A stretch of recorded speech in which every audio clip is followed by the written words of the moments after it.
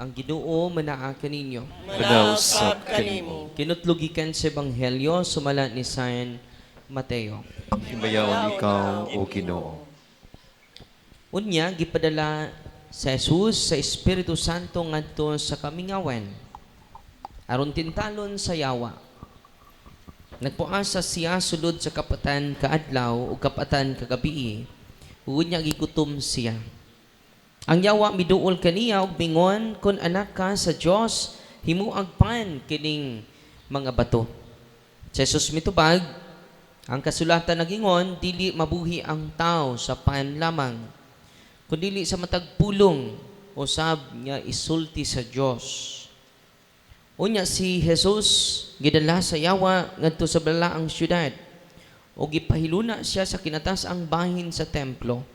O giingnan, kung ikaw anak sa Dios, ambak ngadto sa ubos.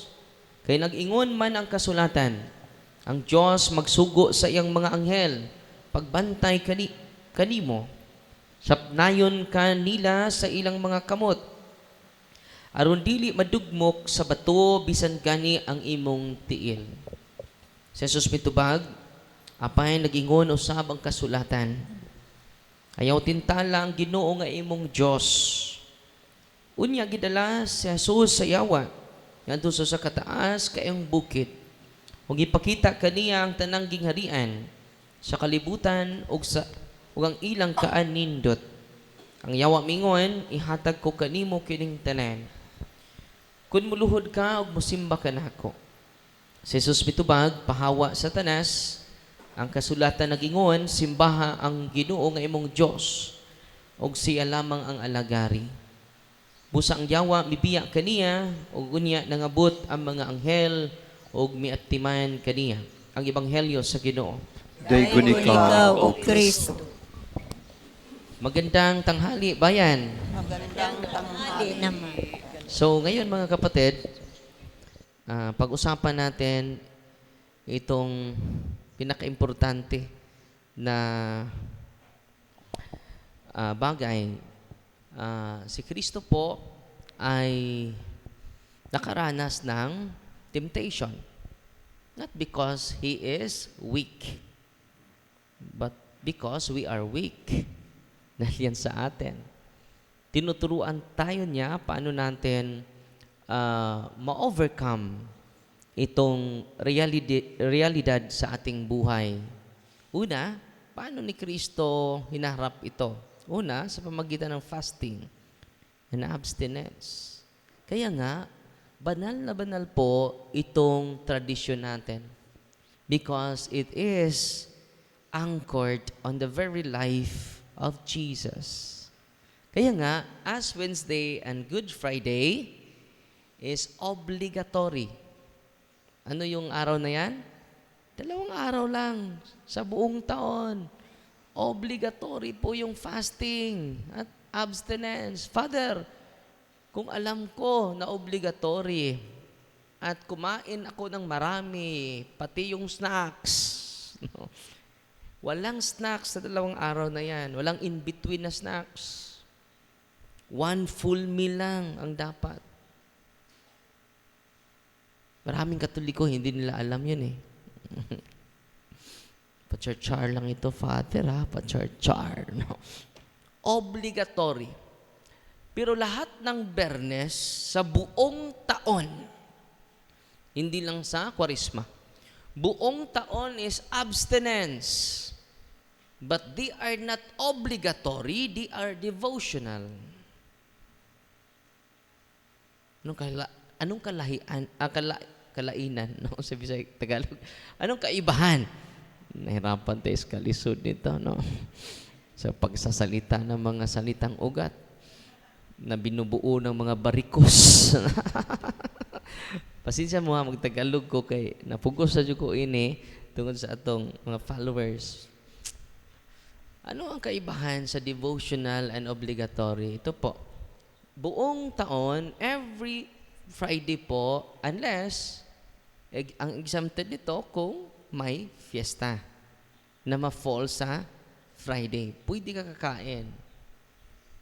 Pero Father, every Friday talaga. Yes, every Friday.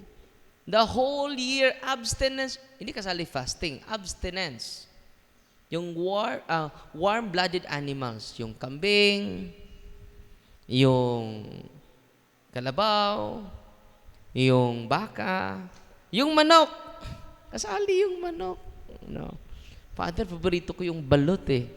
Paano yan, Father? Pwede kakain ng balot. Pero yung piso, wag mong kainin basta Friday, no? Ilagay mo sa silupin, and then ilagay mo sa ref.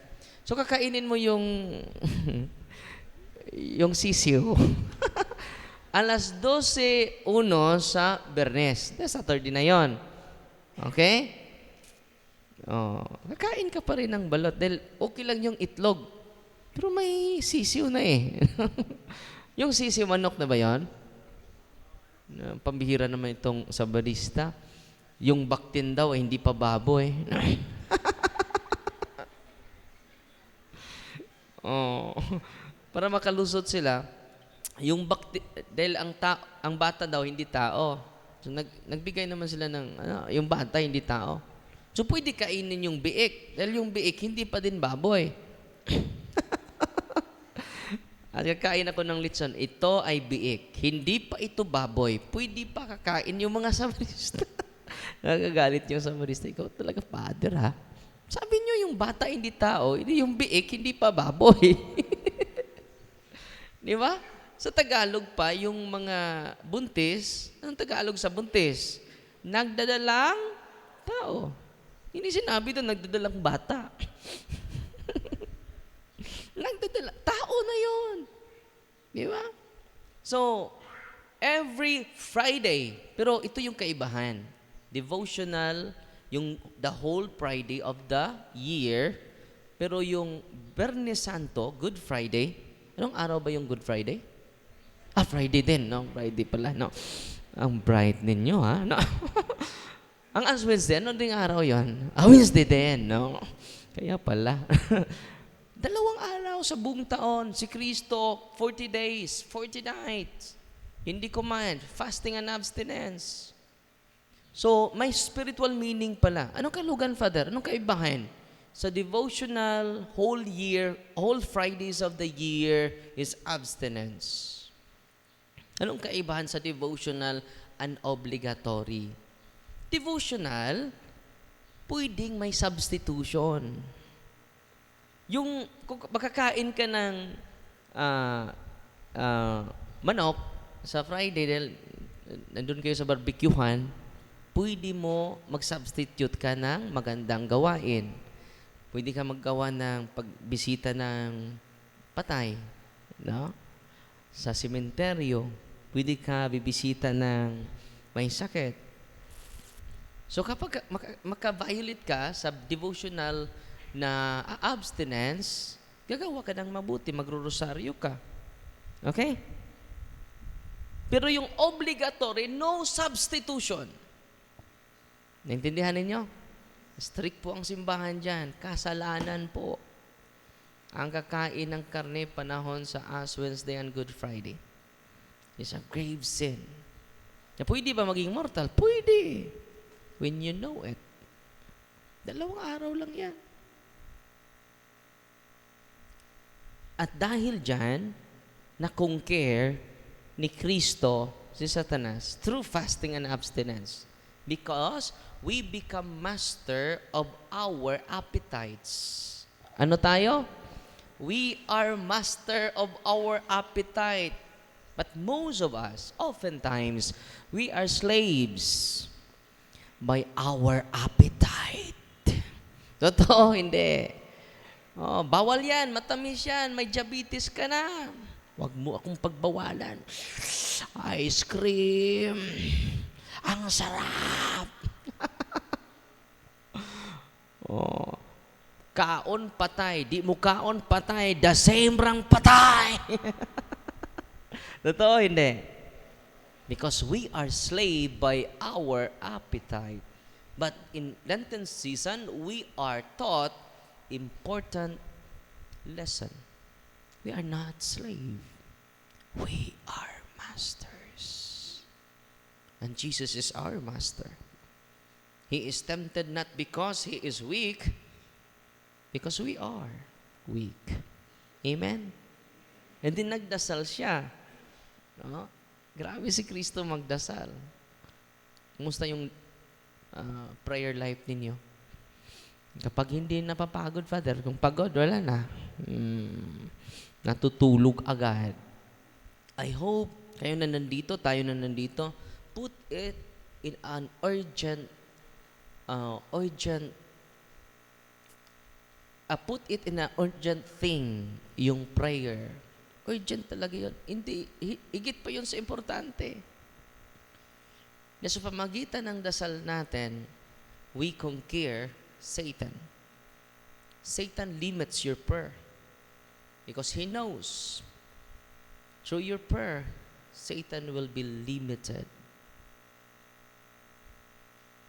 Satan will limit your prayer because your prayer limits him. Amen. So sana mga tatay, mga nanay, kayo ang mauna na magdasal sa pamilya. Because Satan will limit your prayer. Huwag kayong magmadali sa pag-pray ninyo. Huwag kayong magmadali. Enjoy your prayer moment. By enjoying our prayer moment, we put it in an urgent thing in our day-to-day living. Sa buong araw natin, pagising mo sa baga, yan ang unahin ninyo. Urgency in prayer. At ang nangyari sa atin, inuna natin yung cellphone natin. Inuna natin yung trabaho natin. Inuna natin yung mga important things but not urgent. Dito mga kapatid, pinakita ni Kristo the urgency of prayer. The essential, the necessity of prayer life. The importance of prayer. Urgent po yun. Mag-sign of the cross ka lang in the name of the Father. Huwag mong madaliin with great devotion, the Father, the Son, the Holy Spirit. Amen. Ang ganda ng pakiramdam. Amen. Paspas kayo mamangros, the Father. Sama doon. Pangatlo is the urgency in reading the Bible. Not just meditating the Bible, but contemplating the Word of God. It is different to read only the Bible.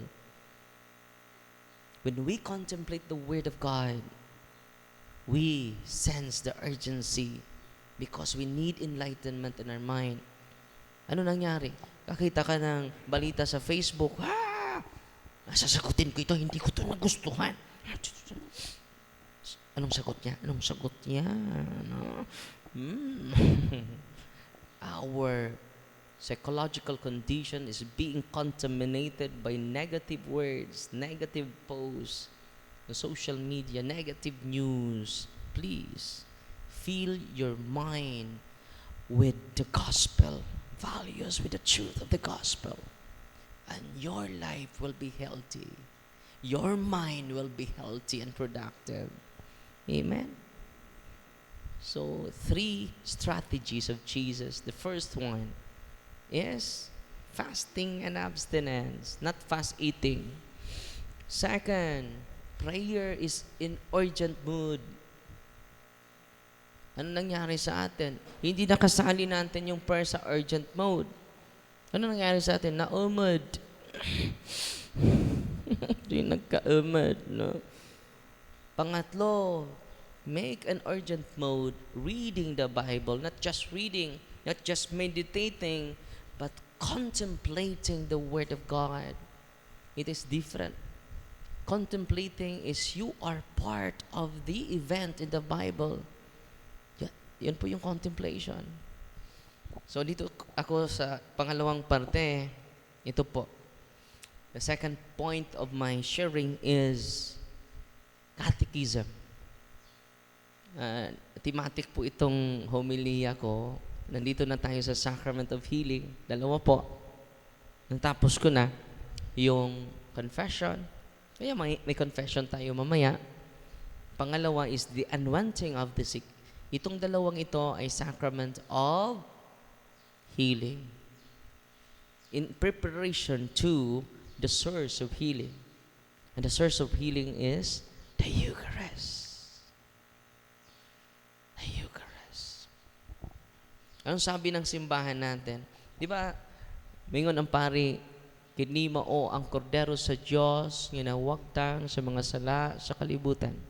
Ang tuntubag mo ni, Lord, I am not worthy that you should enter under my roof, but only say the word, and my soul shall be healed. Pero may binabago po ang simbahan dito. Ito po ay galing sa senturyon. No? Na nandyan yan sa banal na kasulatan. Lord, huwag ka nang pumunta sa bahay ko. Just say the word, and my servant will be healed. Pero binago po. Instead, my servant will be healed. My soul will be healed, shall be healed. No? Ito po ang ganda ng Eucharistic theology, yung connection po. Binago ng simbahan yung sinabi ng centurion, my servant shall be healed.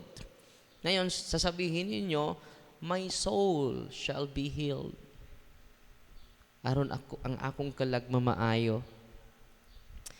Jesus heals by His word. So, paano pinagaling ang mga tao ni Kristo? By His word. Ano nangyari sa atin? We follow the word of politician. Nag-aaway na tayo. We never anchor our life to the word of Jesus that can heal us. Ang gulo ng Pilipinas. Because we follow the word of politician. We follow the word of human being. Please, we are Christian. Let us follow the word of Jesus, and the word of Jesus can heal all of us. Why we are wounded?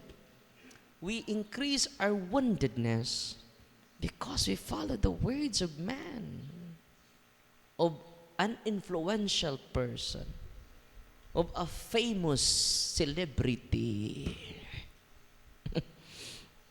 Only the word of Jesus can heal you and me. Amen? I hope your mind and heart today, beginning today, will be filled by His word. Not only that, Jesus will heal not only by His word, but by His presence. Ano? Not only by His word. Yung mga pastor na mga kapatid natin, mga beloved natin na mga pastor, they are healed by the word of Jesus. Because the word is Jesus is for all. Kaya tinatawag tayong Catholic eh. Anong kahulugan ng Catholic? Inclusive. For all. And Jesus is for all. Not only exclusive to the Catholic Church. In the gospel, Jesus healed from a distance by His word. From a distance, by His word. Ito po ang pinakamabigat. In the Holy Eucharist, ulitin niyo. In the Holy Eucharist, Jesus comes personally and physically into your house. And your house is your body. Wow. This is the source of healing. Kaya nga, sa mga may sakit ngayon, araw-araw kayo magsamba. This is it. You are so blessed. If His word could heal from afar, how much more His body, His blood inside us through Holy Communion. Wow. Amazing. The Eucharist is Christ entering into our house. The centurion said, I am not worthy that you enter under my roof, under my house. Our body becomes the house. This echoes Revelation chapter 3 verse 20. Behold, I stand at the door and knock. In communion, the door opens. When you receive kneeling down Jesus, you open the door of your house because you are the temple of the Holy Spirit. Amen? Wow. This is the mystery of our faith. If the other sects are healed by the word of Jesus, how much more the Catholic? They are hearing the word of Jesus and they are receiving the presence of Jesus. Wow! Uy, nambaw pa mo sa kadaog luto ron. Amen? I hope, wag niyong isakripisyo ang misa. Dapat yung ibang gawain nyo, ang masakripisyo, hindi ang misa. Because we are hearing His word and receiving His divine presence. Wow! Mga nanay, mga tatay, kung yung mga anak ninyo makareceive ng communion, dalhin nyo silang lahat sa simbahan. Because they are hearing the healing word of Jesus and the loving presence of Jesus. Kumplito. Sa Niskapi pa, 3-in-1. Asa ka mangita, anak. Amen? Okay, muna to. No. Manindog na ta. No.